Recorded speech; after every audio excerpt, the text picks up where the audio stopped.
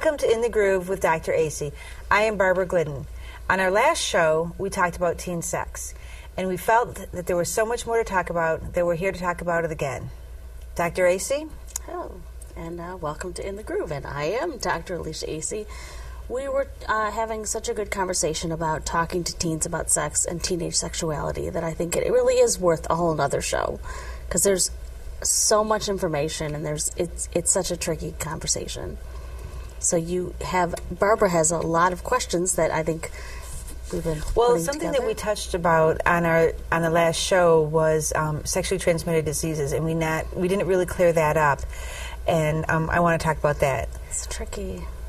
Like, what are the sexually transmitted diseases that are out there? What should I tell my children about them?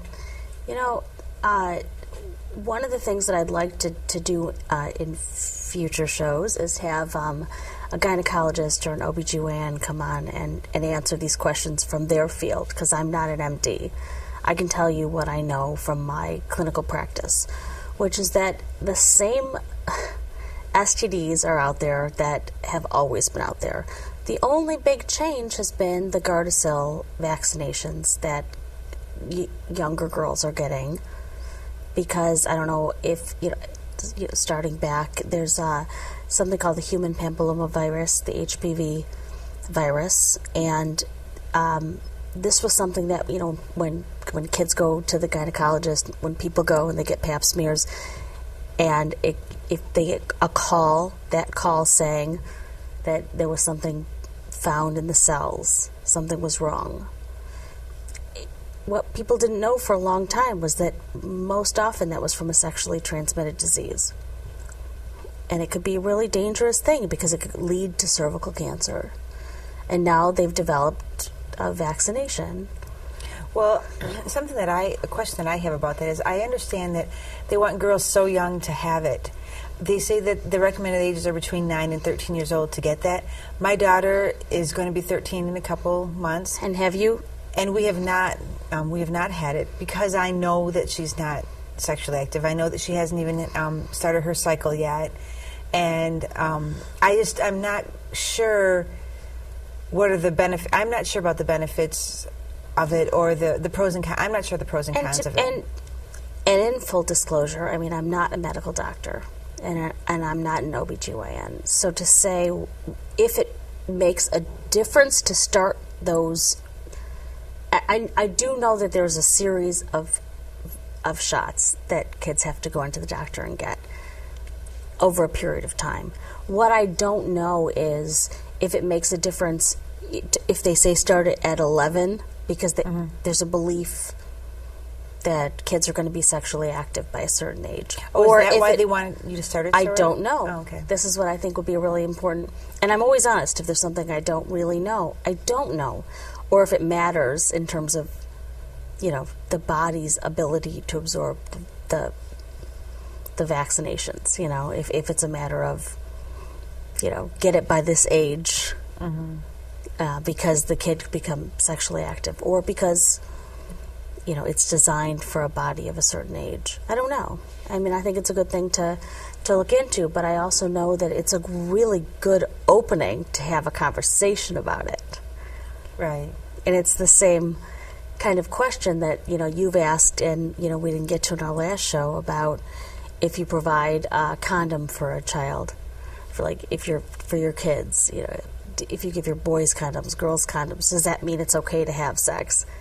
If you take your kid to get a Gardasil shot, I've had a lot of people say, does that mean this is because one day you're going to have sex, and this is what could happen, and that means now it's okay? And it's tricky. That, for a young girl who is that young and having that would be extremely confusing. Like, my daughter would not understand what that meant. But it's a good time to start a dialogue about one day, you're... Well, do you think that it's going to confuse some girls? Like, some girl who's 12 or 13 years old who has been having that, do you think that, I've had the shot so I can have sex? Well, I think that's the trickiest part about all this, is that I see these as opportunities. I think that there are opportunities all over the place if we open our eyes to talk to our kids about. And by the way, I don't think it's just about sex. I think it's about sexuality. I think it's a relationship that, that one has with their body. They're going to have for the rest of their lives. Well, that's something I want to ask you about STDs. Those don't go away.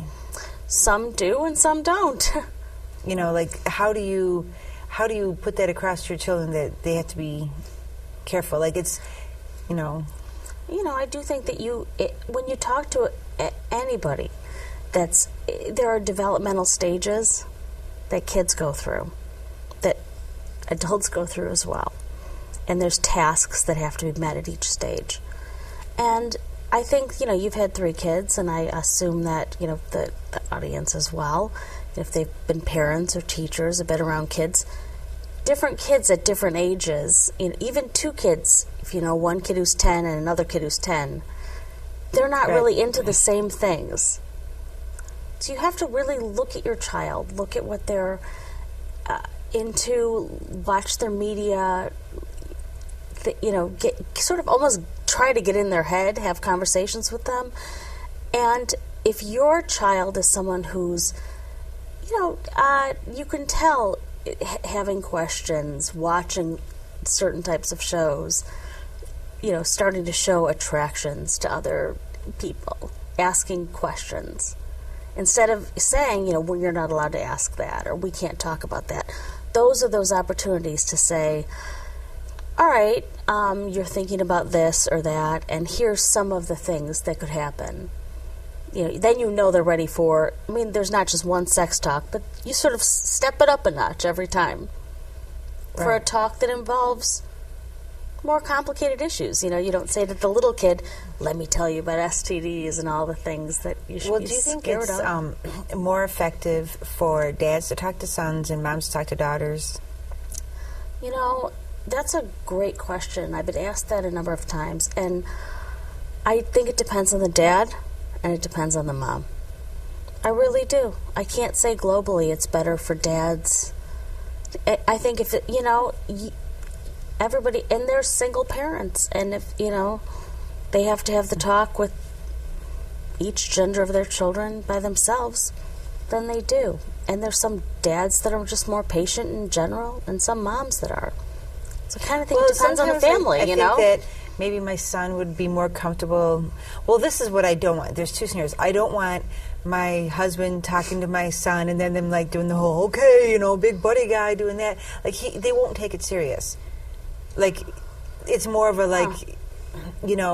but if I talk to my son about stuff, it's more embarrassing, it's uncomfortable for us. Well, certainly there are certain things that when a kid gets to be a certain age, there are boundaries, but it's the same. It kind of goes back to the whole starting to talk about these things when they're young. I don't know about you, but I used to take baths with my kids when they were little, and then there was a point where it's like, you're too big to be doing this. This is not appropriate anymore. That point where it's like you can change in front of your children. I've been asked that a number of times. At what age am I not supposed to change my clothes in front of my kids? So you have to it kind of brings me back to that point, which is that if you think about your kid and your relationship with that kid and who's the best one to have each talk, if you start kind of talking about stuff early on, and maybe, it's too late for me. Well, it's really never too late, but I do think that it's important to recognize that if somebody is not comfortable talking to their kid about something, and there's another parent that, if you're lucky enough to have a co-parent, which a lot of people are not, then decide which one of you is the best one to have this talk. And if what you're saying is, your husband might be more comfortable, but he would just... Right, yeah, he'd give him the then big do it guy together. Right, I know. Or you can always piggyback on that and say, I know Dad talked to you about this stuff. and I'm really uncomfortable bringing this up to you, and this is all very awkward. And I think it's always okay to have a disclaimer in life, you know, instead of pretending like you're good. But I kind of want to follow up and make sure that he really hit all the high points, hit all the important points. Okay, we're going to be right back. We're going to take a break. Please stay with us.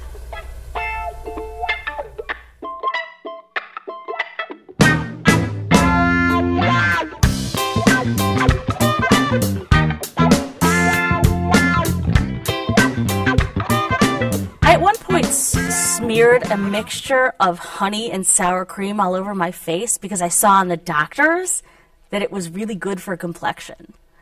But for the rest of the day and the next day, it just made me hungry because I smelled like yummy food. And and also I read that tomatoes are a good glycolic. So I rubbed those on my cheeks one day, and for a week I walked around with big red Raggedy Ann circles on my cheeks. But on my talk show, I would be willing to try all of these techniques out on camera to show that, you know, I'm a player too. I'm willing to try anything out.